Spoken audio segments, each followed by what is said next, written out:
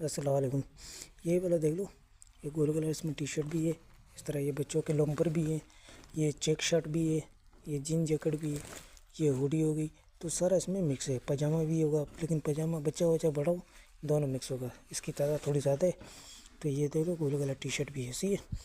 ये देख लो, तो सारा मिक्स है। इस तरह छोटे साइज़ के पजामे भी है। रेट बहुत अच्छे, इसका 25 रुपये। और इस तरह बखमल के पजामे भी हैं।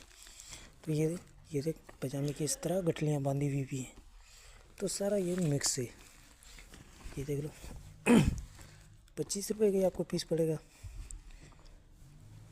200 पीस का आपको ऑर्डर करना होगा।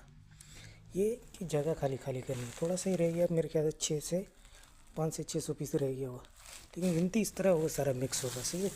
इसमें ये देख लो इस तरह ये बच्चों के पजामे सारे जॉगिंग पजामा बच्चों के मार्केट के अंदर इसका 60-65 रुपये रेट चल रहे होते। चूड़ी वाला सिर्फ आपको 25 का मिलेगा।